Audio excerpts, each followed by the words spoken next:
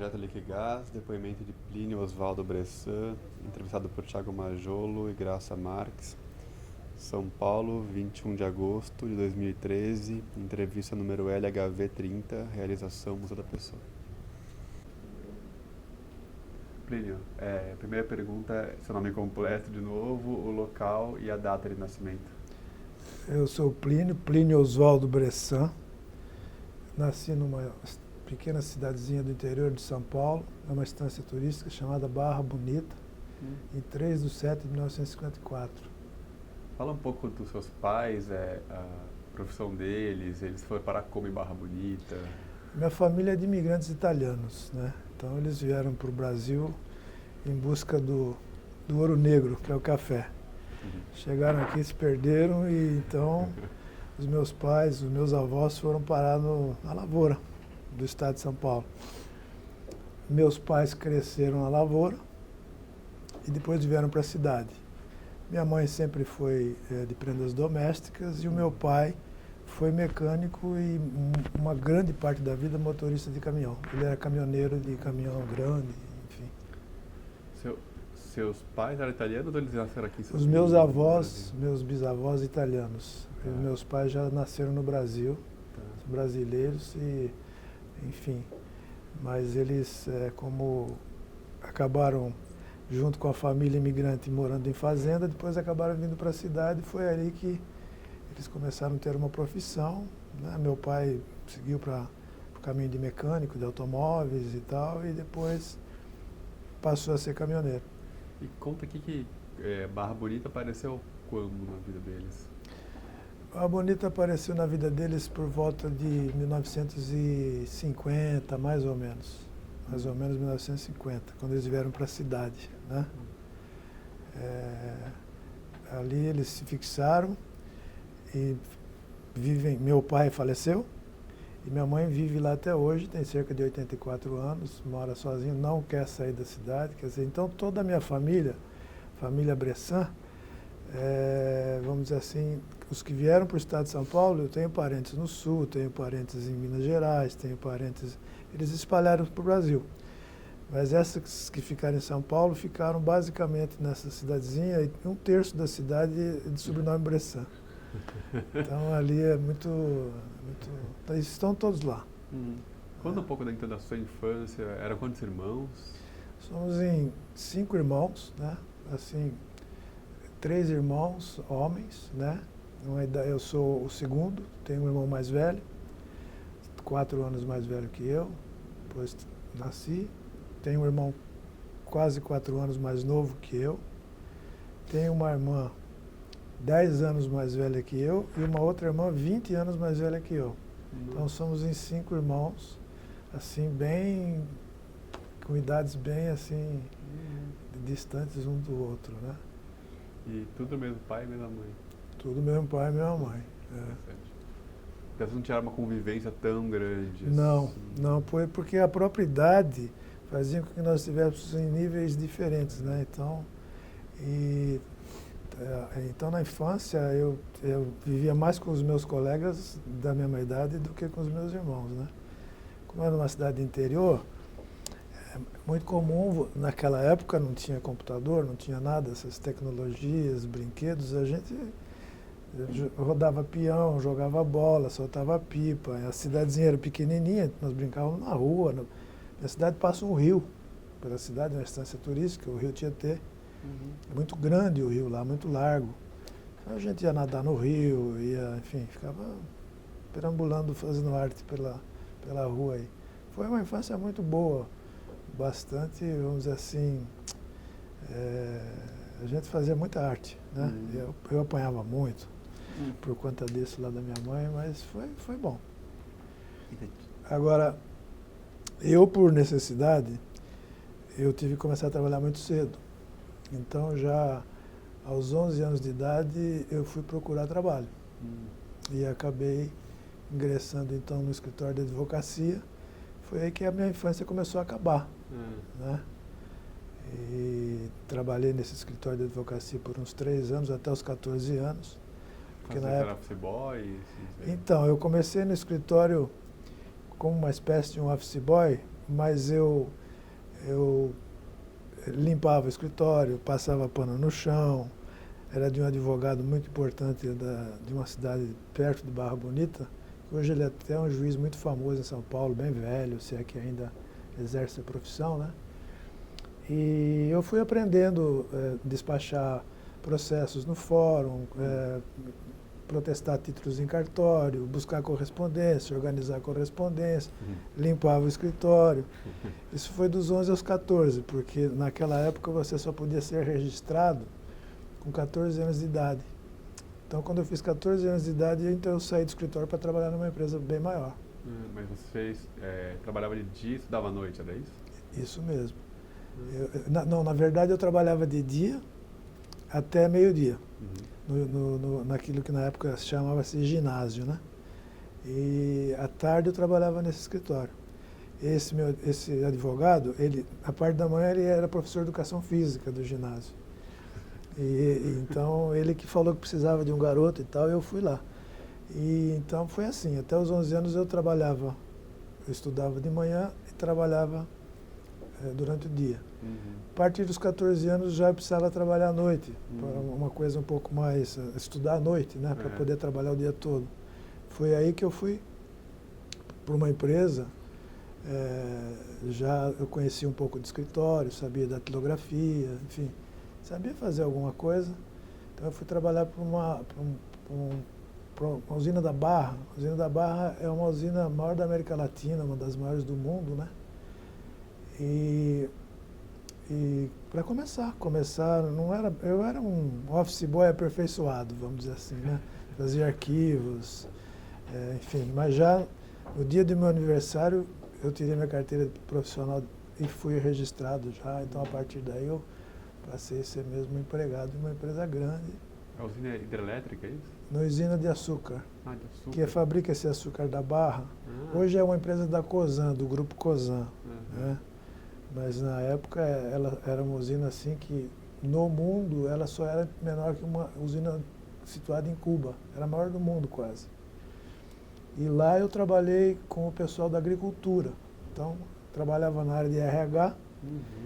Eu fui, dos 14 aos 18 anos, eu fiz uma carreira bastante promissora, porque aos 18 anos eu era encarregado já da área de RH da companhia. E a gente cuidava de mais de 2.000 funcionários da lavoura, né? Então eu posso dizer que mesmo com 18 anos eu já tinha um salário bom, eu já estava bem, mas a minha ideia era vir para São Paulo. Por quê? Porque eu já estava, então, estudando à noite, o meu curso era de técnico em contabilidade, não tinha muita opção na época. E também tinha a ver com o trabalho que eu fazia. Mas eu não trabalhava com contabilidade, trabalhava com recursos humanos. Então conhecia CLT, conhecia um monte de coisa, ia em fóruns fazer homologações de funcionários, então cuidava de preparar todos aqueles olerites para fazer os pagamentos, folha de pagamento, aquela coisa toda. Já era mesmo com 18 anos uma pessoa com uma experiência muito boa na área de RH. Mas o meu sonho era vir para São Paulo, porque na cidade não tinha faculdade e eu queria fazer faculdade. Então, quando eu terminei o técnico de contabilidade com 18 anos, eu já estava com 18 anos e meio, mais ou menos, eu peguei a minha malinha, com minha mãe chorando, se lamentando. Eu nem conhecia a cidade de São Paulo, mas tinha uns amigos que já estavam morando aqui. E, inclusive, um deles trabalhava na Liquigás, que já trabalhou muito tempo aqui, hoje não trabalha mais. E nessa ocasião eu vim para cá, vim para São Paulo.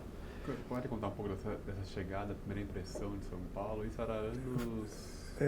1973, janeiro de 73. Eu estava então com 18 e meio para 19 anos. Então eu deixei meu pai e minha mãe, evidentemente meu pai me incentivou muito, minha mãe ficou chorando, porque naquela época ninguém vinha para São Paulo, todo mundo, se eu continuasse ali eu ia... Motorista de caminhão meu pai não deixaria eu ser, mas eu queria ser motorista de caminhão. Então, aí ele não queria que eu estudasse, então se fosse para estudar, queria uma coisa, né? Queria progredir. O meu irmão mais velho já morava em Rio de Janeiro, né? Já tinha ido para o Rio de Janeiro, mas como a nossa idade a diferença era de 4 anos, ele já estava com uns 23, 24 anos. Então eu vim morar numa república. Consegui que alguém me cedesse um espacinho lá. A chegada a São Paulo foi de muito medo, quer dizer, saí da cidade e vou para uma cidade grande que eu nunca vi. A minha cidade tinha 30 mil habitantes. São Paulo já era muito grande naquela época, em 73. Eu tenho um episódio até que eu dou muita risada hoje, mas na época foi assim, terrível. A rodoviária era no Bom Retiro e ali tem o cruzamento da Avenida Duque de Caxias com a Rio Branco, que é um movimento muito grande ali de carros, né? E eu, com a minha malinha, procurando endereço, eu ia morar ali no centro, no centrão mesmo, Rua Vitória, Júlio Mesquita, aquela... E que na época aquilo era mesmo, não é muito diferente de hoje. Para mim aquilo era como se eu tivesse caído de paraquedas no Japão, por exemplo, não conhecia nada. E logo saindo da rodoviária, eu estou no cruzamento da Avenida Duque de Caxias com a Rio Branco, e o farol abriu para mim poder atravessar a rua, só que os carros ficam virando assim, mesmo quando abre o farol. E eu não entendia nada disso. Quando eu estou no meio da rua, um carro vem correndo e eu, de medo de ser atropelado, larguei a mala e saí correndo. E aí eu vi os carros desviando da minha mala e eu do outro lado da rua, num desespero desgraçado, não sabia se eu pegava a mala. Sei que a hora que fechou o farol, eu corri, peguei minha mala e eu estava com o coração na mão. Eu tinha vontade de pegar a mala e voltar para casa. E pavor. Aí eu peguei a mala, me recompus, fui fazendo o caminho. O endereço era na Júlio Mesquita. Então eu fui morar no último andar da Júlio Mesquita, no 24º andar. Eu sempre morei em casa térrea, com quintal, com pé de laranja, enfim, pomar mesmo, né? Eu olhava lá para baixo, tinha medo de descer, de ser atropelado de novo. Eu falei, mas eu vou ter que descer. Isso foi num sábado.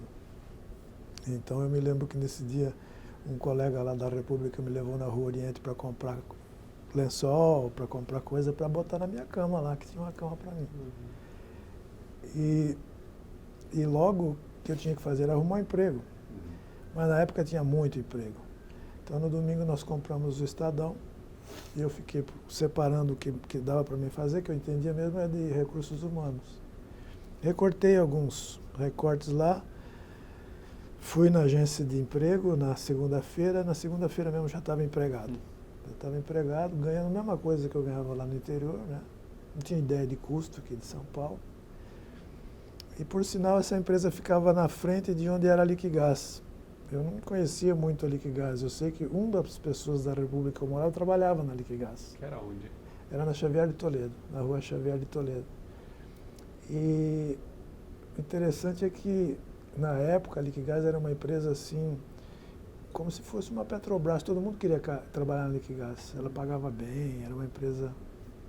Mas eu, né, olhava aquilo como uma coisa quase que impossível, né? Mas fui trabalhando. Daí 3 meses surgiu um concurso na Liquigás. Precisava de um funcionário assim, de um nível bem... Mas na área de contabilidade. E eu não entendia nada de contabilidade, embora fosse técnico de contabilidade formado, com diploma, não entendia nada. Mas esse camarada que trabalhava na Liquigás, ele trabalhava na área de contabilidade e já tinha um cargo bom, né? E eu falei, mas como é que eu faço para poder fazer o teste e tal, né? O cara falou, você tem que fazer o teste, se você não passar, eu não posso te ajudar, você tem que fazer o teste. Eu falei, não tem jeito de você pegar esse teste e copiar ele para mim, xerocar. O cara falou, você tá louco, não posso fazer isso, se eu fizer isso o cara pode me mandar embora. Eu falei, pô, quebra o galho, pô, né? Depois lá eu dou um jeito. E ele trouxe o teste. Então o funcionário burlou lá e trouxe o teste. E esse meu amigo que sabia de contabilidade respondeu todo o teste para mim. E eu decorei o teste. Então quando eu fui fazer o teste na Liquigás, tirei 10, né? Porque eu sabia tudo. E aí fui admitido na companhia. Eu conto isso, inclusive, às vezes em eventos da companhia, não tenho nenhuma vergonha. Mas o cargo era um cargo tão irrelevante, que era auxiliar de auxiliar, vai. Mas era em contabilidade. Eu fui trabalhar numa empresa do grupo que chamava Liquiquímica do Brasil, que na época ela importava todos os produtos químicos que no Brasil não existiam, né? E fui aprendendo, foi muito rápido, porque eu fui trabalhar na área de conciliação contábil, então tinha que passar, você ficava conferindo as coisas e tal. Fiz amizade logo com o pessoal de lá. Já no primeiro ano fui morar com outro colega lá que veio de uma outra cidade do interior. E fui me enturmando, e eu fiz uma, assim, dali eu fui progredindo bastante, foi rápida a minha ascensão, enfim. Muito trabalho, muito trabalho. E eu queria estudar. Então, logo no primeiro semestre, eu já queria estudar e queria estudar, fazer o melhor cursinho, porque naquela época, para entrar na faculdade, você tinha que fazer cursinho, esse negócio, até hoje, né? É difícil. E eu queria entrar numa faculdade que era a primeira faculdade de administração. Eu queria fazer administração, porque contabilidade eu já tinha o curso. RH eu já conhecia na prática. Então, o meu sonho era fazer contabilidade, administração. E eu queria entrar na ESAM. A ESAM ainda existe hoje, chama Escola Superior de Administração de Negócios, é a primeira escola de administração da América Latina. E ela era mantida por uma fundação, então a mensalidade não era cara e era uma faculdade de nome na época. Só que eu não tinha bagagem para isso. Então eu entrei num cursinho que na época chamava Objetivo, que era no Gazeta, aqui no Gazeta. E era o melhor de São Paulo, era o top de linha e custava muito caro. Me lembro que mais da metade do meu salário ia para pagar o cursinho. Só que tinha noite, então eu estudava, trabalhava até 6, 7 horas. Eu trabalhava já na Paulista, que da Xavier de Toledo, daí um ano a empresa mudou para Paulista, que é no Conjunto Nacional.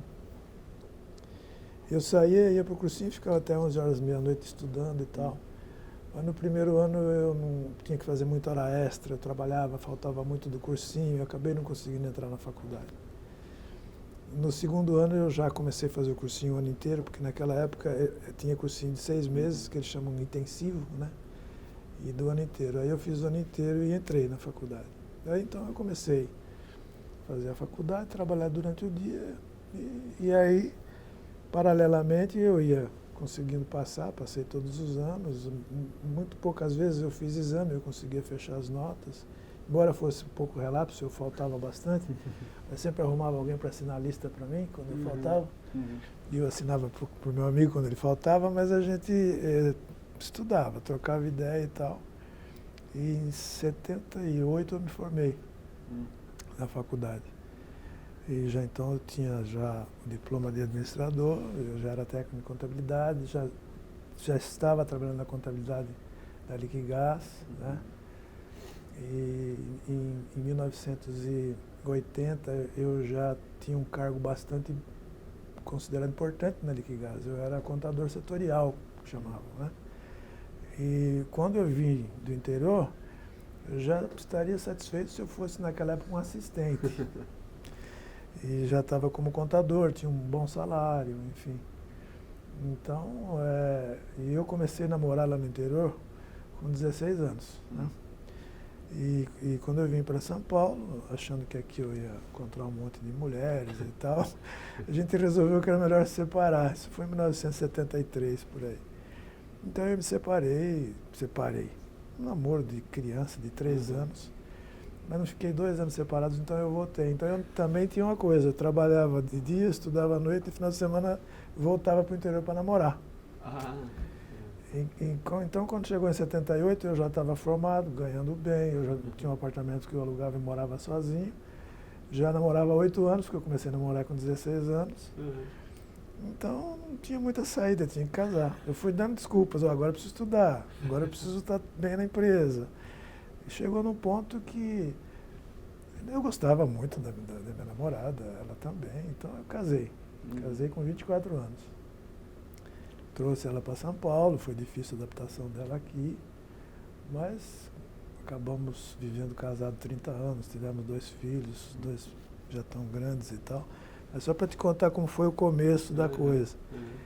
E de lá para cá, basicamente eu virei um paulistano. Eu era paulista, eu me considero hoje, eu estou há 40 anos em São Paulo, todos os meus amigos estão aqui, quer dizer, eu vivo aqui. E eu fiz uma trajetória interessante dentro das empresas que eu trabalhei na Liquigás, né? Eu fiquei todo esse tempo na empresa Eu estou na empresa, em maio agora fez 40 anos que eu estou na empresa. Mas, na verdade, eu trabalhei em mais de 30 empresas no grupo. Então, não é que eu trabalhei na Liquigás, né? Sim. E eu fui contador de todas essas empresas, fui gerente administrativo, agora gerente financeiro, enfim. Então, tem toda uma história que depois eu posso contar para vocês de como é que foi essa trajetória profissional. Mas foi interessante. Então, eu não me senti assim... não tive necessidade de sair da empresa porque foi uma empresa onde que de fato eu fui reconhecido, eu cresci, enfim.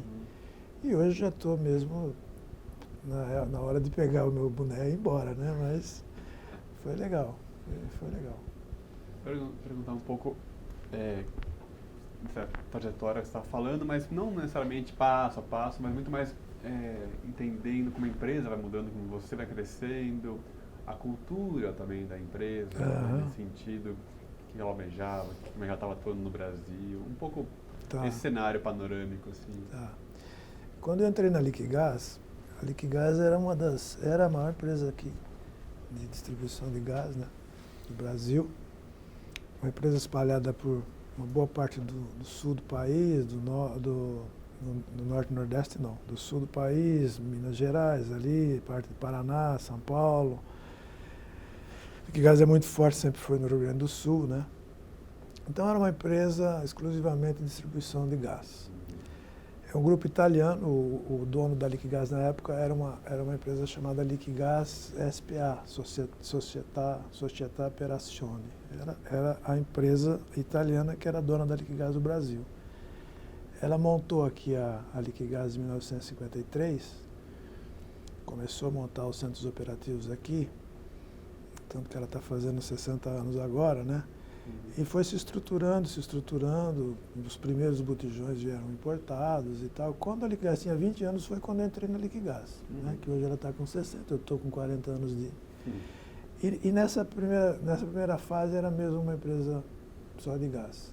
Depois, com o tempo, essa Liquigás resolveu ampliar os investimentos aqui.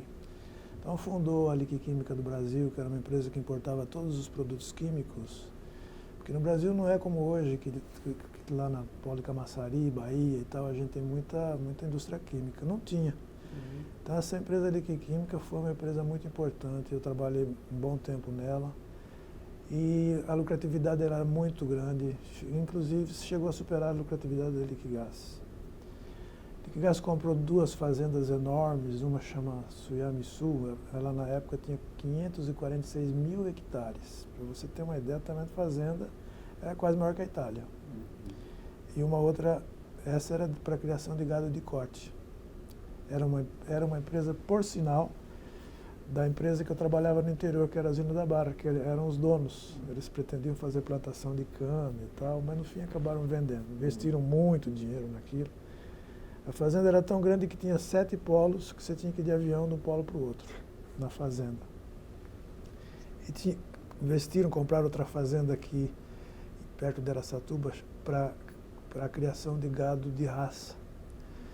Eles investiram, para você ter uma ideia, em empresa de conserto de botijões, conserto de caminhões, tinha uma locadora de veículos, todos os veículos da companhia, 800, 700 veículos, todos, essa Domesa comprava os veículos e locava para a Liquigás. Teve empresa de, enfim, não era como agora que você terceirizava tudo, você ia investindo e montando empresas, Então, assim, só para falar das principais, ela chegou a ter, no todo, 30 empresas. Ela teve empresa de perfuração de petróleo, e eu trabalhei em todas as empresas. Ou eu criei a empresa, ou eu organizei a empresa, na minha área, evidentemente, né? Minha área. Ou depois eu incorporava as empresas, fazendo planejamento tributário, enfim. Mas teve empresa da estrutura para exploração de petróleo, chamada Rio Colorado. Teve essa Domesa, que era locadora de veículos. Teve a oficina mecânica Carlos Weber, que cuidava do reparo de todos os botijões. Essas 2 fazendas, uma de criação de gado para corte, outra de raça. Teve empresa até de importação de cerâmicas, que aqui no Brasil tem muito. Enfim, uma série de empresas que a gente chamava de setor petróleo, setor não petróleo. Eu trabalhava mais com o setor petróleo, mas depois, com o tempo, fui me envolvendo com tudo e acabei me tornando vamos dizer assim, um gerente administrativo de contabilidade, que a contabilidade, embora eu tenha trabalhado muito, desenvolvi assim uma experiência muito grande em contabilidade, eu fiquei lá 15, 20 anos me aperfeiçoando muito, mas depois eu fui mesclando mais as minhas atribuições, né, na área tributária, planejamento societário e tal. Então, já de uns 20 anos para cá, eu cuido das empresas de uma forma generalista dentro da minha área, né? Comprando, vendendo, incorporando, fazendo planejamentos. E a Liquigás, então, crescendo, crescendo. Quando chegou em cerca de 1980, 81, talvez você não se lembre que você é muito novo, mas houve um caça-bandidos lá na Itália, Operação Mãos Vermelhas. E o grande diretor, o grande presidente, o grande mentor da Liquigás italiana chamava-se Raffaele Ursini. E ele era ligado a um cara chamado Aldo Moro. Esse Aldo Moro foi caçado, foi assassinado. E aí eles perceberam que a Liquigás, lá da Itália, fazia algumas falcatruas com incentivos fiscais. Então o governo italiano tomou a Liquigás. Na época foi uma crise aqui no Brasil também muito forte. Ele tomou todas as ações da Liquigás, que era uma empresa privada, e entregou para a Eni, que era uma empresa italiana do governo. Como se fosse a Petrobras aqui no Brasil, a Eni é a empresa de petróleo que existe até hoje lá na Itália e na Europa toda, né? Então mudou tudo aqui no Brasil. Aquilo que de uma certa forma era um ambiente mais familiar, mais tranquilo, tinha aqui uma diretoria, passamos a ser então assim, subordinados a um ente italiano do governo, que a Eni era toda do governo. Então a partir daí houve uma crise aqui no Brasil, na própria Liquigás, os bancos ficaram todos assim meio assustados, mas a empresa se levantou, essa nova diretoria veio, assumiu aqui, continuou com esses investimentos e passou a investir muito mais. Quando em 98, por exemplo, resolveu entrar no ramo de gasolina. Foi aí que, então, eles compraram a Companhia São Paulo de Petróleo. Vocês até devem lembrar que por aí ainda existiam. Tinha 1.200 postos espalhados pelo Brasil, mais aqui em São Paulo, e que isso foi um fracasso. Por quê? Porque naquela época o mercado estava muito prostituído, naquela época era uma concorrência de preços, os postos fechando. Vocês devem lembrar que há uns 10 anos atrás aí quem tinha posto estava pedindo esmola. Mas o business da Eni sempre foi gasolina, óleo, petróleo, como é a Petrobras, não era gás. Então, o negócio do gás era muito rentável, mas eles experimentaram investir em postos e gastaram quase 400 milhões de dólares comprando essa companhia, postos, o grupo todo. Então, isso foi em 98, de 98 até praticamente em 2004, que foi quando entrou a Petrobras aqui, nós trabalhamos então com gás e petróleo. Aí eu também me inseri nesse ramo de petróleo para conhecer como é que funcionava essas empresas de petróleo. Não dava prejuízo o ramo de petróleo, de gasolina, mas também não dava lucro. E o investimento foi alto, não tinha retorno de investimento. A Liquigás ia muito bem, como sempre foi, né? E o ramo de gás é uma coisa assim, um consumo quase que necessário. Não tem como você hoje conviver sem gás, né? Seja encanado, seja em botijão. E durante esse tempo todo nós vendemos muitas empresas, incorporamos, eu vim incorporando essas 30 empresas que eu estou te falando, eu consegui enfiar tudo dentro de uma única empresa. Eu falo eu porque isso é uma área muito contábil, societária. Claro que por trás tinha uma alta administração planejando, mas eu fazia a parte de planejamento tributário, quanto a empresa ganharia se fizesse as incorporações, como é que isso podia estar reestruturado. Evidentemente, a macroideia vinha da própria Itália, mas eu que, de uma certa forma, fazia acontecer nas questões ligadas ao aspecto tributário, societário, contábil, enfim. E nós ganhamos muito dinheiro com comodismo fiscal, comodismo do bom sentido, sempre, a empresa sempre foi uma empresa muito legal, muito ética, né? Enfim, quando foi em 2000, mais ou menos 2002, todas essas empresas de gasolina, de gás, as fazendas, está tudo incorporado dentro de uma empresa chamada AGP do Brasil. Nós, inclusive mudamos o nome, teve uma época que nós operamos como AGP Liquigás aqui. A AGP de 81 para frente, ela veio trazendo o nome dela para cá. Que o símbolo é aquele cachorrinho de 6 pernas, soltando fogo, tal, que na Europa. Você vê muito em Fórmula 1 essa propaganda. E em 2000, então, ela estava tudo na mesma empresa, eu estava feliz da vida, porque eu falei, bom, agora, graças a Deus, só tem uma empresa para cuidar. Embora estejam todas dentro, mas é mais tranquilo. E aí chegou a Petrobras em 2004 e queria comprar a Liquigás. E a Liquigás nunca assim, sempre houve um namoro da Petrobras com a Liquigás para vender. Mas a Itália não queria vender, porque era uma empresa rentável, remetia 100% de dividendos o tempo todo para lá. Mas não sei porquê, parece que a Eni italiana resolveu sair da América Latina e da África, que ela tinha muito investimento na África, ela tem investimento no mundo inteiro. É uma Petrobras também, assim, do tamanho da Petrobras, sei lá se é maior, um pouco ou menor. Resolveram vender a Liquigás. Eu fiquei extremamente revoltado, porque você faz tudo aquilo, consegue consolidar todas essas empresas. Foi um trabalho de 10, 15 anos, junto com toda a minha equipe. Você tem toda uma coisa estruturada, a gente estava desenvolvendo o sistema SAP dentro da companhia, era uma revolução aqui dentro, achando que a gente ia comprar mais empresa, e de repente vem isso. Isso eu já estava na companhia há uns 32 anos, mais ou menos, no grupo, saindo de uma empresa, entrando na outra, saindo de outra, entrando na outra. 2 oportunidades eu tive para sair do grupo, uma para trabalhar na Varig, graças a Deus que eu não saí, porque a empresa faliu, e outra na Ford, mas a empresa sempre não me deixou embora, era sempre... Nessa altura do campeonato, durante o tempo da AGP, eu fui galgando, de fato minha carreira foi muito ascendente, eu tenho um cargo muito bom dentro da companhia já há muito tempo. Agora eu cheguei num ponto que o cargo que eu poderia ter seria de diretor, de qualquer coisa, mas então, e já há uns 20 anos ou mais que eu estou num cargo de... Lá na Eni existia um cargo de dirigente, coisa que aqui no Brasil você conhece, gerente, diretor, tal, mas lá tem um cargo de dirigente.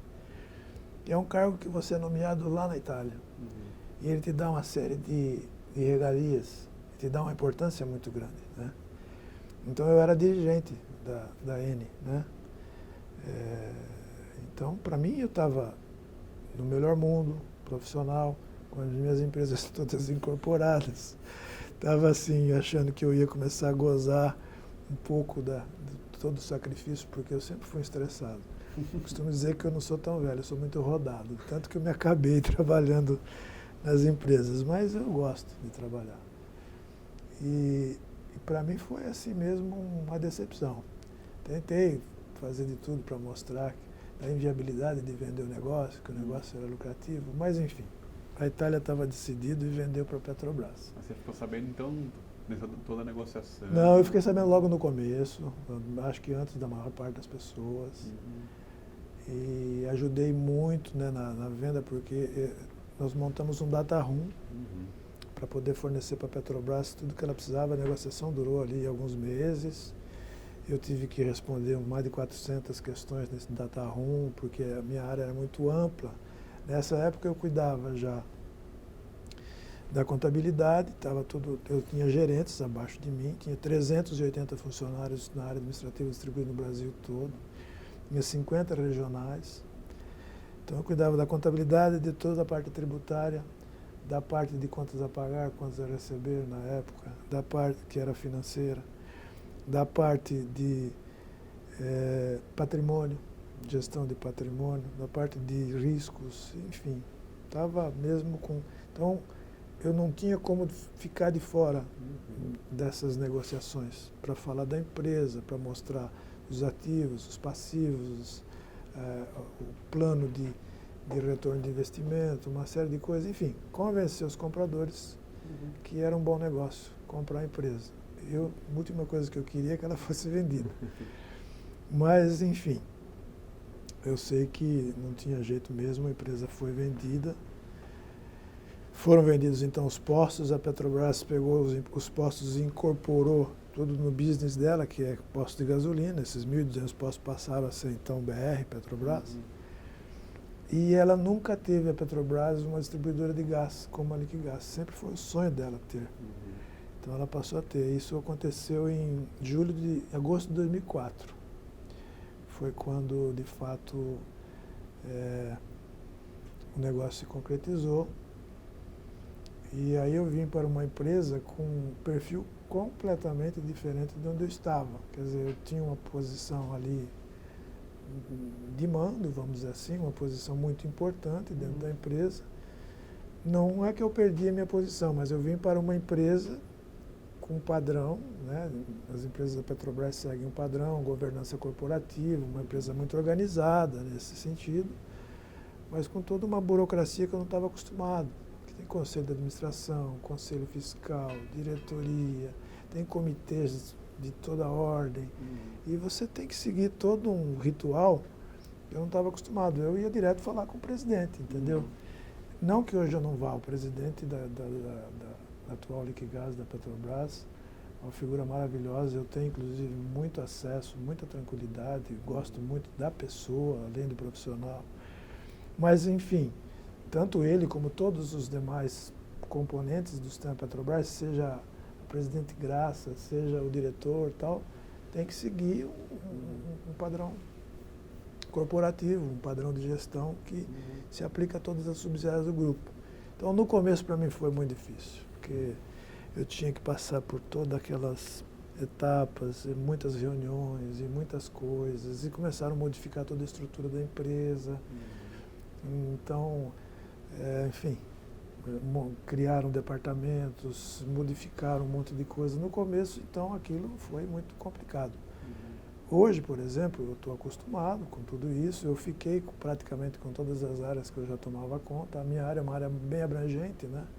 Que ela envolve segmentos distintos, né? Eu ocupo um cargo que eu considero ainda importante, mas que eu, como eu disse para você, já tinha na empresa, vamos dizer que eu estou nesse cargo já há 20 anos. E esse cargo tem como a única coisa que eu posso esperar como uma eventual promoção, que eu nessa altura do campeonato nem espero mais, nem quero, acho que nem quero, seria de uma diretoria. Mas que eu sei também que na Petrobras, isso é uma coisa assim que, como eles são, por exemplo, a Petrobras é muito grande, tem profissionais muito competentes e tal, é natural que as pessoas que assumem as diretorias sejam pessoas da própria Petrobras. Embora nós tenhamos 2 diretores que são originados da Liquigás. Até colegas meus da época da Liquigás. Então, basicamente, a história profissional aconteceu assim. Quer dizer, eu passei por 7 presidências. Então, a pessoa fala para mim, Plínio, mas você nunca quis sair da Liquigás? Você ficou sempre o tempo inteiro numa mesma empresa? Eu costumo dizer o seguinte, bom, eu trabalhei mesmo em 30 empresas, cada uma com um segmento diferente, desde agropecuária, até perfuradora de petróleo, locadora de veículo, empresa de gás, distribuidora de gasolina, fábrica de lubrificantes, portadora de cerâmica, pra você ter uma ideia, de arroz. Então, eu falei, olha, eu fiz todas as experiências possíveis, porque você, de vender gás, para depois controlar uma empresa tinha 80 mil cabeças de gado, você imagina como é que você contabiliza gado, quando nasce, quando morre, quer dizer, então, a minha experiência foi muito ampla. E eu passei por 7 presidentes diferentes, porque lá na ASP é assim, a cada 4 anos tem que trocar o presidente, política da companhia. A Petrobras parece que também não é diferente. E, queira ou não, isso é assim mesmo, cada vez que vem um presidente novo, ele vem com uma ideia nova, a cabeça dele é diferente, não tem ninguém igual. Então, quando você acha que você está estabilizado com aquele presidente, já pegou o jeitão dele, já sabe, né? monta tudo para funcionar daquele jeito, vem um outro, aí ele muda tudo. Então você é obrigado a se também adaptar àquele, e você vai aprendendo com isso, porque à medida que você é obrigado a mudar a forma de você trabalhar para poder atender, você vai crescendo. Então eu costumo dizer que acho que se eu tivesse trabalhado em 20, 30 empresas era a mesma coisa do que eu ter ficado aqui dentro.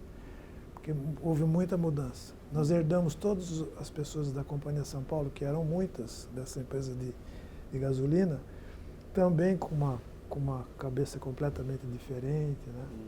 Teve um episódio que eu me esqueci, da Liquigás ainda, ela não atuava no Norte e Nordeste, porque ali praticamente quem atuava era uma empresa chamada Norte Gás Butano, que era uma empresa de coronéis, era do grupo Edson Queiroz, ele manda em Fortaleza, toda aquela área do Norte e Nordeste, e eles nunca tiveram concorrentes. E nós fundamos uma empresa, eu fundei, abri a empresa lá juridicamente, chamada Novogás, que foi para a Liquigás poder entrar no Nordeste, né? E isso foi em 84. Nós começamos em sociedade com a Supergás Brás.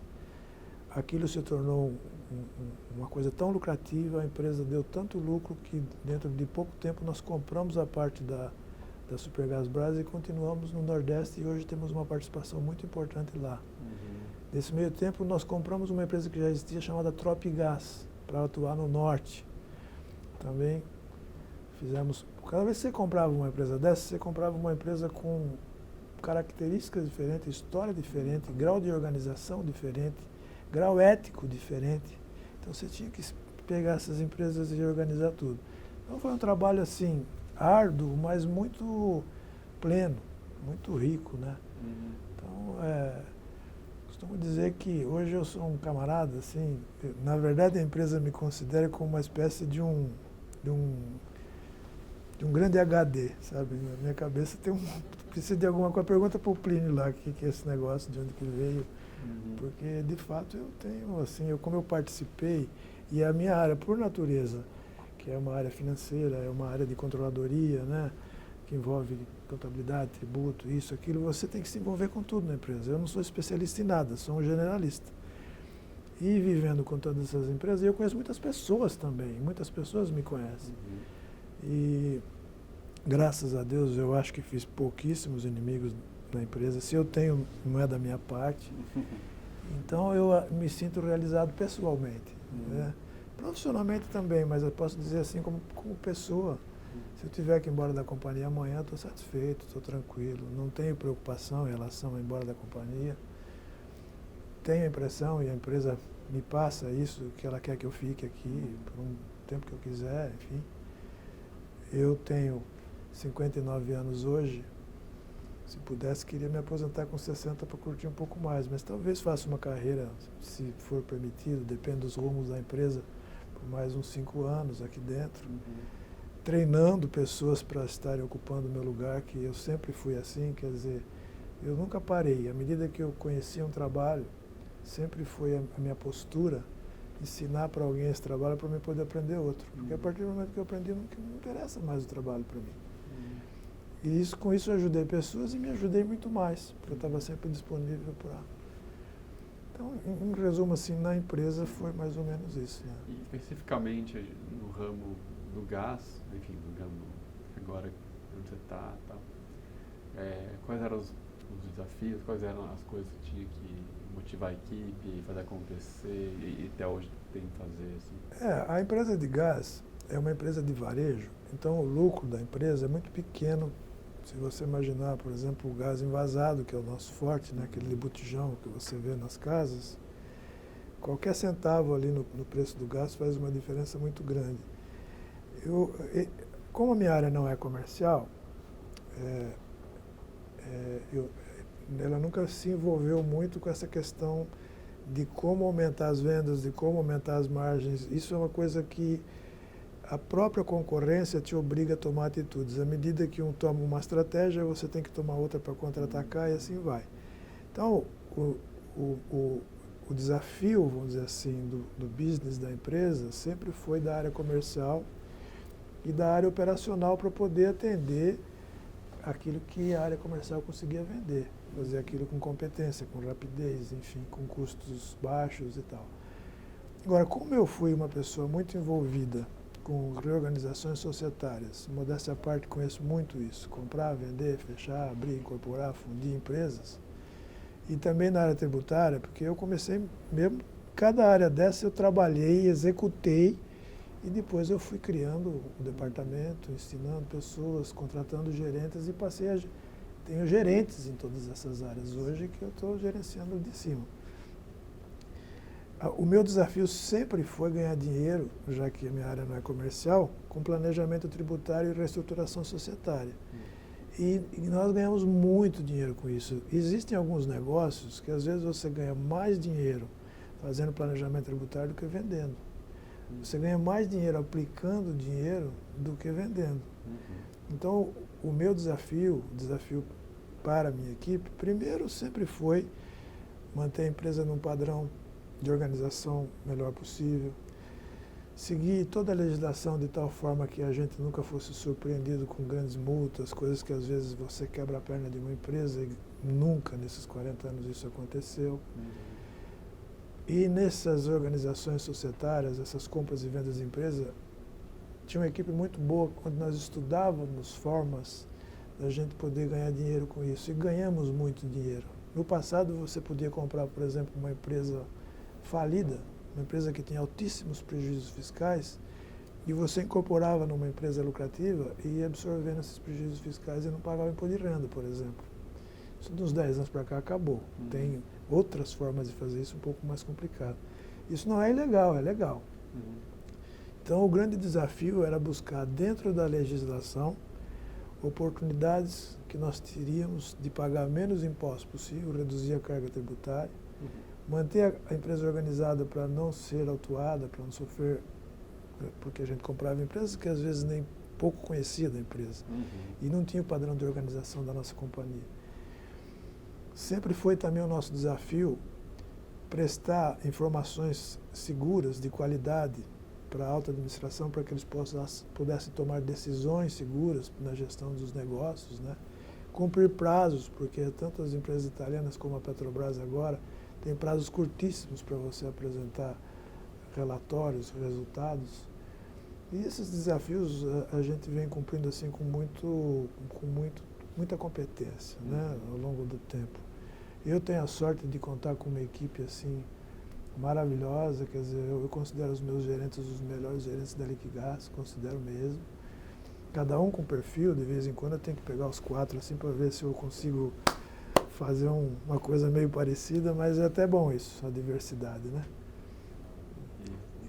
Plínio, você foi contando, eu fico um pouco também na mesma questão de controle e tributária, o mercado, não só o mercado, mas o país mudou muito nesse dos tempos, no sentido de o país cresce e vai mudando toda a legislação, vai mudando também a parte do mercado. Pega anos 80, pega anos 90 é outra coisa, agora 2000, enfim. Mas contar um pouco, alinhavar um pouco isso com seus encargos e com seus desafios durante... É assim, quando eu entrei na companhia, evidentemente, vender gás era muito mais fácil. O mercado era meio que segmentado, então, onde uma empresa atuava, a outra não atuava.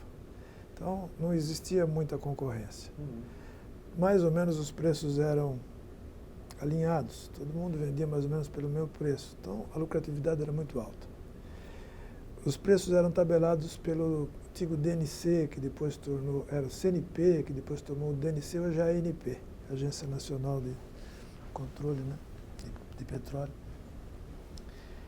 E então, evidentemente que nos anos 70, anos 80, falar do mercado de gás era uma coisa que comprar uma empresa de gás era comprar uma mina de ouro, uma empresa que rendia muito.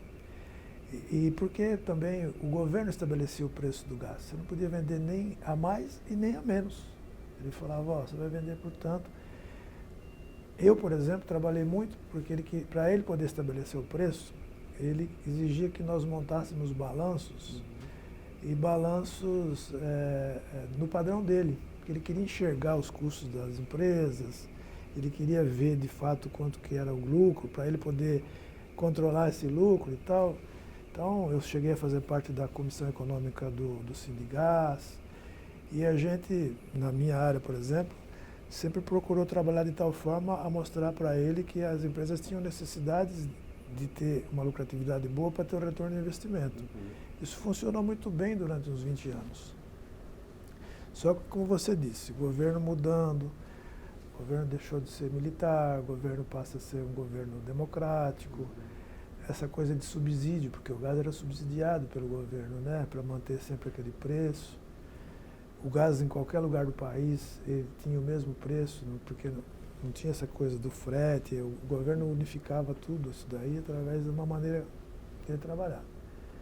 O próprio governo se tornou mais empresário, né? Começou a ter uma visão mais empresarial. Então ele foi cada vez mais abrindo o mercado e deixando o mercado mais à vontade. Então ele controla o preço assim, mas controla assim, ele não deixa ocorrer exageros. Mas o sonho do governo é que o preço esteja cada vez mais baixo para baixar a inflação. Então o grande desafio começou justamente a partir desse momento onde as empresas tiveram que reaprender a forma de comercializar gás, começaram a sentir o impacto da concorrência. Eu vendo a 20, o cara vende a 19, se eu não vender a 19 eu perco o cliente, se eu vender a 19 meu lucro cai. Então, ao longo do tempo isso foi se modificando. Essa coisa de cada empresa atuar num determinado região foi acabando. Uma foi tentando entrar dentro da região da outra. Para entrar você tem que entrar com preço baixo. Você entra com preço baixo, você toma o cliente, então a Liquigás também tem que fazer a mesma coisa. Toda uma complicação muito grande. E o mercado de LP, de fato, por conta disso, vem sendo um mercado cada vez mais difícil de você estar dentro dele, né? Porque é um consumo obrigatório, você tem que comprar o gás. Não tem, vamos dizer assim, mais controle do governo. Tem um controle que ele não deixa você abusar. Não existe possibilidade de você fazer cartel. Ao contrário, às vezes você não entende como que a concorrência vende um gás, às vezes, a preço abaixo de custo. Pode ter algum maluco no mercado. Então, Liquigás é a líder na venda de P13, pretende manter essa liderança, né, que ela tem 23, qualquer coisa do mercado. Então, comparando o mercado de 20 anos atrás, 10 anos atrás, e o mercado hoje, está muito mais difícil você vender gás com lucro hoje. Mas a Petrobras é uma empresa assim que ela tem, pelo próprio tamanho, pelas competências que ela tem dentro dela, pelo código de ética, pela governança corporativa, ela tem uma maneira completamente diferente das outras empresas de enxergar qualquer negócio dela, né? Ela tem a Transpetro, ela tem a BR Distribuidora de Combustíveis, agora tem a Liquigás, tem a BR Aviation, tem empresa que tem concessão do Gás Brasil Bolívia. Então, é uma empresa que ela busca a lucratividade, mas dentro de um padrão ético. Então, ao longo do tempo, o que eu enxergo é isso, é que era muito mais fácil. Não existia, por exemplo, o mercado não estava aberto para o exterior logo no começo, o Collor que fez isso. Então você, às vezes, com uma empresa de importadora de produto químico como a Liquiquímica, ganhava rios de dinheiro. Para você, por exemplo, essa Rio Colorado trazia sondas de petróleo para alugar plataformas aqui no Brasil, ganhava muito dinheiro. As próprias fazendas, existiam planos assim de fazer aquilo uma espécie de um país, vamos dizer assim, onde você pudesse estar exportando carne para o mundo inteiro. Tudo isso foi perdendo sentido, entendeu? E as coisas foram tornando-se mais difíceis. Isso para mim é geral, não é no ramo do gás não, tá? Então, enfim, os nossos desafios, a nossa participação, a nossa coisa toda, primeiro é acompanhar o mercado. Justamente acompanhar para que aquilo que a diretoria comercial, vamos dizer assim, coloca como uma estratégia, aquilo que a diretoria operacional coloca como redução de custo, a gente tem que participar não só no controle disso tudo, mas como também gerando informações e analisando a situação financeira tentar induzir de alguma maneira essas pessoas, às vezes, a mudar de rumo, às vezes a perceber alguma coisa que pode não estar muito certa, você entendeu? Então é um trabalho que vem ficando cada dia mais difícil pela própria concorrência, pela abertura que o país tem dado para que tudo, né, para ele intervir o mínimo possível, né? Mas é claro, tem espaço para todo mundo. Eu acho que todo mundo, à medida que vai sendo modificado o cenário, tem que se modificar também. A minha área, no fundo, é acompanhar o que acontece com o mercado, com as empresas, não eu na área comercial, mas o que esse pessoal vai fazendo, eu tenho que estar sempre, tanto que minha área de controle, né? Então, é de controle. E o controle, além de você controlar se está tudo sendo feito de uma forma adequada, você tentar evitar fraudes, nós, por exemplo, trabalhamos, as empresas que querem ter ações colocadas no exterior, têm que seguir um padrão SOX. Você lembra que os Estados Unidos, com a Enron, outras empresas que quebraram, passou a ser muito rigoroso em relação aos balanços que você apresenta lá no exterior. Então, qualquer empresa, para entrar lá e para poder conseguir investidores, tem que adotar padrões norte-americanos. Agora tem o IFRS, que é o padrão internacional de contabilidade. Então, tem o controle SOX, que é uma coisa muito, muito rigorosa e dá muito, muito trabalho. Então, você, de uma certa maneira, minha área, por exemplo, que tem contabilidade que a gente chama de BR GAAP, tem a contabilidade US GAAP, que é a contabilidade internacional, você tem que acompanhar o andamento da empresa. Se a empresa, de repente, necessita colocar ações lá fora e você é uma subsidiária que tem uma relevância dentro do grupo, você tem que fazer exatamente o que a Petrobras faz. Tanto que a gente, considerando o nosso tamanho, o tamanho deles, que nós somos um mosquitinho perto, mas os controles são os mesmos, as obrigações são as mesmas, a burocracia é a mesma. Então, o meu papel, por exemplo, dentro da empresa, é sempre me adequar às novas práticas, ao novo mercado, aquilo que a empresa pretende fazer. Se amanhã ela resolver comprar uma empresa, incorporar uma empresa, fazer qualquer coisa, de repente, se for demandado, sugerir possibilidades de ganho tributário, e, evidentemente, isso no Brasil, o tributo é muito alto, e existem meios de você tentar não sonegar, não fazer nada disso, mas fazer determinadas operações que te propiciem pagar menos impostos. Então, a gente tem uma parcela de participação nesse lucro, que não seria o lucro operacional, através disso. E o desafio está sempre presente na medida em que a empresa amanhã resolva comprar uma outra empresa, resolva se incorporar dentro de uma outra empresa, resolva cindir a empresa e transformar a empresa em 2 ou 3, entendeu?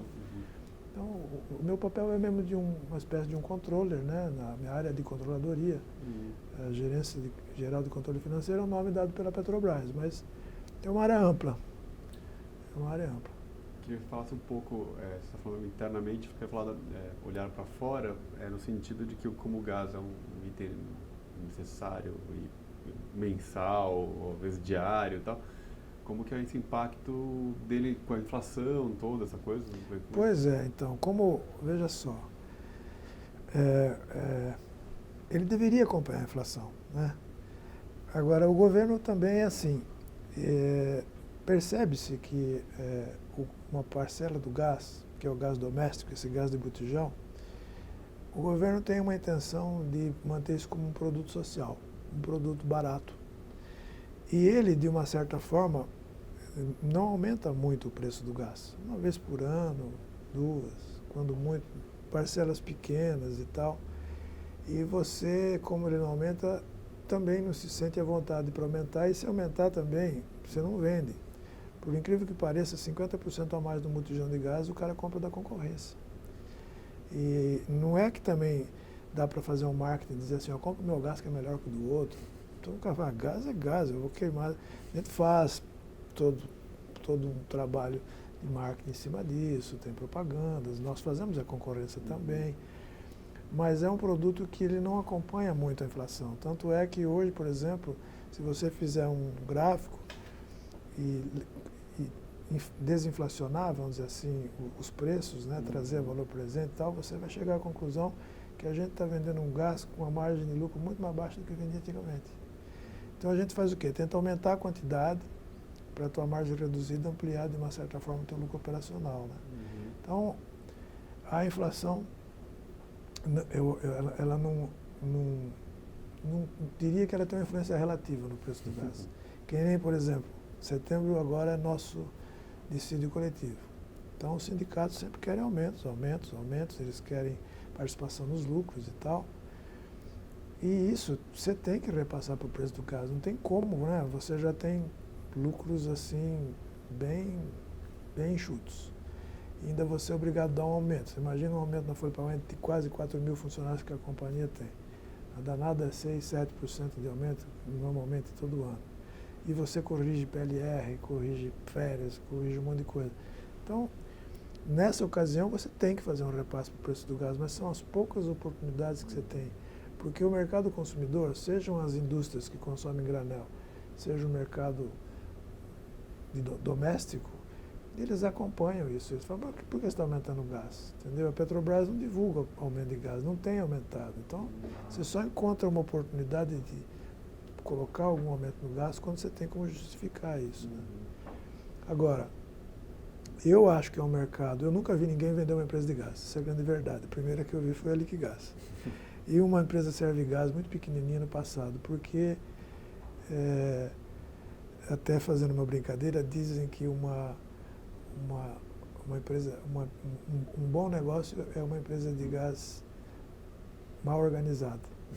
E um excelente negócio é uma empresa de gás muito bem organizada. Quer dizer, então a empresa de gás é uma empresa que eu acho que, como o consumo é obrigatório, enquanto não encontrarem uma fonte de energia alternativa, você vai ter que comprar gás, você tem consumidor, mercado consumidor para a vida inteira. É uma energia limpa, então tende a ser uma energia do futuro, né? Para automóveis, para indústrias e tal. Eu vejo futuro para o gás, mas um futuro assim, num mercado cada vez mais difícil, cada vez mais concorrido, cada vez onde você tem que inventar mais.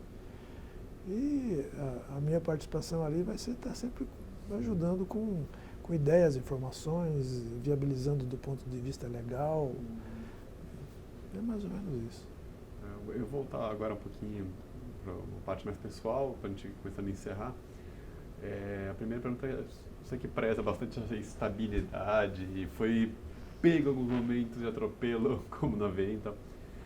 Queria perguntar, na parte pessoal mesmo, você vai vendo algumas pessoas também, possivelmente trabalhou anos, saindo da empresa, inclusive os italianos indo embora. Como é que foi esse processo, inclusive dessa venda impactante?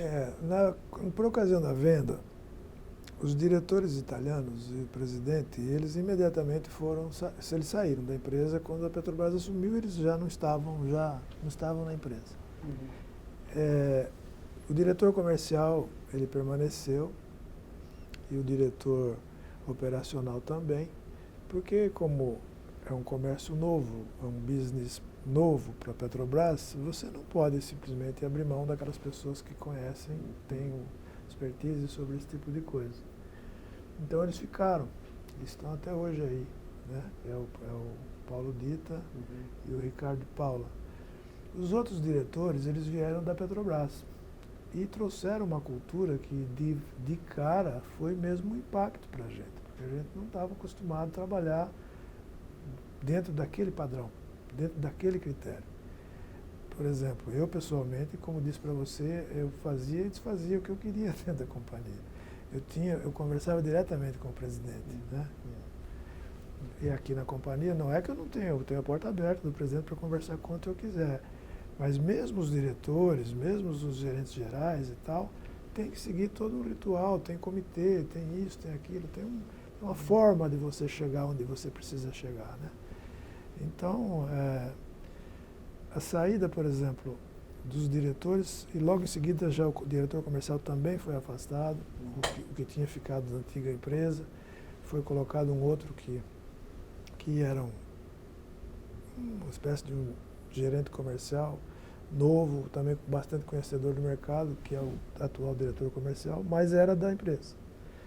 Diretor operacional, sempre um colega de trabalho, ajudou muito também, ele foi diretor da Novogás, ficou, tá, até hoje é o Ricardo de Paulo, talvez seja o mais velho dos diretores, e todos os outros diretores vieram da ABR, que é uma empresa da Petrobras, né? Que a Liquigás, primeiro de tudo, ela foi adquirida pela BR, agora que ela é uma empresa da Petrobras. Mas dava na mesma, porque a BR também é 100% da Petrobras. Agora, foi, para mim, uma coisa, de uma certa forma, muito, como é que eu vou dizer para você, desgastante. Porque você fica frustrado porque não pode fazer aquilo que você fazia da forma como você fazia, com o dinamismo que você fazia, com a rapidez. Porque a Eni, ela trabalhava mais ou menos assim. Ela estabelecia um budget, um orçamento e dizia, olha, eu tenho tanto investido lá no Brasil, eu tenho essa estrutura que tem um presidente, diretor, dirigente e tal, e eu quero tanto de lucro, eu quero 10% de retorno desse investimento. Faça o que você bem entender, me dá esse retorno, daí para cima. Você tinha mais liberdade para você fazer aquilo que você bem entendesse, para você trocar, mexer, aumentar, conseguir coisas e tal. Com a Petrobras não é diferente. Também existe um que eles chamam de PAN, que é Plano Anual de Negócios, que não deixa de ser um orçamento, mas é uma coisa muito mais organizada, é uma coisa muito mais seguida à risca, é uma coisa que você acompanha todo mês, qualquer desvio você tem que dar explicação. Isso é errado? Não, é corretíssimo. Só que a gente estava acostumado com uma liberdade maior, entendeu? E, então, para mim, isso foi uma coisa muito impactante. Foi muito difícil no começo eu me acostumar com isso. Mas passados aí 8 anos aí que a companhia já foi quase 9, que está fazendo 9 agora em agosto, dia 9 de agosto. Eu fui me acostumando. E fui me acostumando, fui tentando passar essa mesma ideia para os meus gerentes, para o meu pessoal. Hoje eles estão mais bem habituados com uma empresa como a Petrobras. Então aquele trauma do início foi trocado por uma empresa que tem um plano de cargos e salários mais transparente, né? Que antigamente era mais assim, olha, eu gostei do fulano, eu quero que você dê um aumento para ele porque ele é competente. Eu respondo por ele. Se ele, por exemplo, for mal, hoje não, hoje tem todo um critério de aumento, você tem que fazer um concurso para entrar na companhia. A empresa treina muito, então os funcionários eles ficam mais satisfeitos porque percebem que eles estão aprendendo muito, isso é um investimento que a empresa faz no funcionário. Por ser uma empresa do governo, não é uma empresa que tem uma característica de demitir pessoas, então traz uma segurança boa para o funcionário. Então eles também ficam mais tranquilos nesse sentido, porque a não ser que você de fato seja uma pessoa extremamente que não está afim de trabalhar na companhia ou que roube a companhia, você não vai embora da companhia. Você é reavaliado, você é reciclado, você é retreinado. No meu caso, por exemplo, o que mais assim mudou foi justamente essa pseudo perda de liberdade, né? Onde eu tenho que passar por determinadas etapas para poder fazer alguma coisa. Às vezes a coisa se torna mais morosa, às vezes a coisa não pode acontecer pelo próprio padrão de trabalho da Petrobras, às vezes por exigências do próprio governo, porque é uma empresa cuja maioria das ações está na mão do governo. Os meus amigos da época, que eram os dirigentes, foram todos mandados embora, só fiquei eu e um ex-diretor da Novogás, que hoje trabalha como assistente da diretoria. E eu acredito até que eu tenha ficado pelo conhecimento que eu tinha da empresa. Então eu sou uma espécie de um arquivo morto da empresa. Então, mas as pessoas eu acho que gostam de mim também, né? Eu me dei bem com todos os presidentes da companhia. Tinha gente que saía da sala chorando, esperneando. Eu, graças a Deus, sempre me dei bem. Eu sou uma pessoa muito franca, eu falo com tranquilidade tudo aquilo que eu penso. Evidentemente, eu procuro me colocar da forma adequada, mas sou muito franco. Isso te ajuda de uma maneira, pode te prejudicar em outra, porque isso deixa o teu lado político um pouco menos forte, né? O meu lado político não é muito forte. Apesar de que eu sei também fazer política quando precisa e tal, mas o meu lado é mais mesmo de simplicidade, de transparência, de falar o que eu acho, de falar com jeito, no momento certo, mas eu falo. Eu sei que acho que eu fui o único que fiquei, que sobrei daquela turma dos dirigentes, né? Que a Itália, esse grau de dirigente, ela te dá lá na Itália. Então é uma coisa que no Brasil você não vai achar isso. Você vai achar diretor, você vai achar gerente, você vai achar consultor, mas... E lá para ela era uma coisa muito importante. E o tratamento nosso era diferente, o salário era diferente, benefícios eram diferentes, a autonomia era diferente. Então era quase que necessário que esses dirigentes fossem mandados embora, porque aqui eles não teriam isso. E eu, na medida do possível, fui me adaptando. Para ser muito franco contigo, até hoje não estou plenamente adaptado. Mas parece que a empresa quer que eu continue, pelo menos por um bom tempo. Bom tempo. Nem eu quero um bom tempo, né? Por alguns anos aí. E eu estou fazendo justamente isso, formando pessoas para que cada um deles possam tocar a sua gerência de uma forma autônoma e que quando eu sair daqui a companhia vai andar, espero eu, até melhor, porque você bota sangue novo, você bota gente a fim de trabalhar. Para ele falar em transparência, eu lembrei, teve o troféu transparência. Pois é, daqueles objetos que eu trouxe ali, eu vi pela carta de vocês, tragam fotos, algumas coisas assim, alguns objetos eu trouxe. Um que muita gente ganhou na companhia, que é uma medalha dos 25 anos de empresa. Quando você faz 25 anos é feita uma cerimônia, então entrega uma medalha. Hoje eles dão uma placa e tal. O outro é quando a Eni fez 70 anos, então alguns receberam também uma medalha. Outro quando veio, eles chamavam delegado, administrador e delegado, que seria o top da Eni lá, como se fosse talvez a Graça daqui, fazer uma visita no Brasil. Ele trouxe um broche lá, muito bonito, então tá lá guardado, trouxe aí. E o troféu Transparência. O troféu Transparência, inclusive você está ouvindo no rádio, tá a Bandeirantes que fala que todo dia vem uma pessoa desses que ganharam o troféu Transparência 2013, dão uma entrevista que fica na mídia durante um bom tempo. O troféu Transparência é o troféu mais almejado pelas empresas no que diz respeito ao seu relatório e o balanço. Ela pega um balanço no mercado publicado, você não preenche questionário, não participa, não tem que fornecer nada. Ela vai lá e pega e analisa e você ganha uma premiação. Pouquíssimas empresas ganham. A Petrobras é uma empresa que está sempre quase ganhando. A Petrobras chega a publicar 300, 400 páginas no relatório, no balanço, para você ter uma ideia. E a Liquigás, em 1999, ela ganhou o troféu Transparência. E esse mérito, de fato, é da minha área. Eu compartilho isso muito com os meus dois gerentes de contabilidade, que é o Márcio e o Reinaldo, que trabalharam muito neste relatório. Evidentemente, você vai revisando, você faz 10, 12, 15, 17 versões antes de publicar um relatório.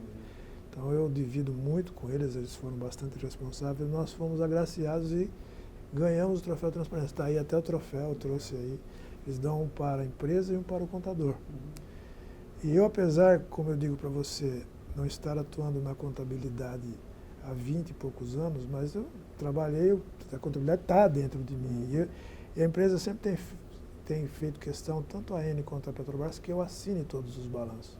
Então, meu nome aparece em todos os balanços. Então, o troféu acabou vindo para o contador, que sou eu, né, que aparece lá Mas não tenha dúvida que eu tive a colaboração desses dois gerentes, que é um gerente de contabilidade brasileira, vamos societária, e o gerente de contabilidade internacional. E a gente montou isso e ganhamos esse troféu. Foi uma grande festa.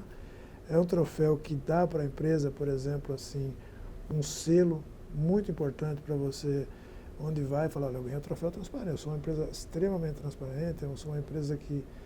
Então, a gente busca todo ano ganhar esse troféu, esse ano aqui não ganhamos. Ganhamos alguns prêmios da NEFAC, da Brasca,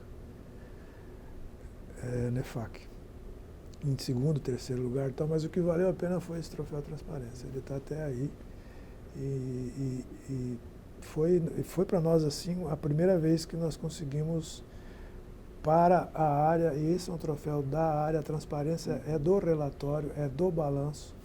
Então, para a minha área, foi gratificante, pelo menos, sair da empresa com um troféu desse, todo mundo quer. É o Oscar aí do contador, esse negócio, né? Eu vou chegando no final, tem duas perguntas. Como você já falou um pouco das expectativas futuras da empresa, eu queria que você falasse suas, pessoais, os seus sonhos atuais. Então, eu até nas fotos que eu trouxe aí, o meu hobby, eu gosto de jipes e carros antigos, sempre gostei. Até talvez pela minha herança, né? Meu pai era caminhoneiro, eu aprendi a dirigir num caminhão, enfim, mecânico, eu gosto de mecânica e tal. Então, eu tenho 11 carros antigos, jipes e tal, eu coleciono Mustangs, enfim, todas essas coisas assim que eu gosto mesmo. Eu costumo dizer que é a melhor maneira de você jogar dinheiro fora. O jeito mais prazeroso é você jogar dinheiro fora. Eu estou dizendo isso para você por quê? Porque eu sou um profissional muito sério, muito disciplinado, muito envolvido com aquilo que a empresa precisa, com aquilo que a empresa quer. Então a minha expectativa é ficar na empresa talvez até os meus 65 anos, no máximo, né? Eu estou com 59, então teria mais uns 5 anos pela frente, dependendo de como essa companhia vai caminhar no futuro, né? Não sei se ela será uma empresa que vai se ampliar, seria bom que isso acontecesse. Se ela se ampliar, seja entrando no mercado, por exemplo, do norte mesmo, aí eu estou falando Rondônia, Amazônia, porque ninguém quer entrar lá, eu acho que eu terei uma participação importante. Se ela for uma empresa que possa querer comprar uma outra empresa, então também, quando você compra uma empresa, você passa 4, 5 anos organizando aquilo e aculturando aquele pessoal, porque a coisa mais difícil quando você compra uma empresa é pegar aquela cultura e adequar a sua cultura. Então, eu acho que eu posso participar de uma forma muito importante. A empresa pode ser incorporada por outras empresas do sistema, e a minha participação não deixa de ser importante, porque você tem que levar todo o conhecimento. O que eu estou dizendo é que dentro da Ligás tem 30 empresas incorporadas, né? São inativas do ponto de vista operacional, mas estão vivas. Tem coisa lá que...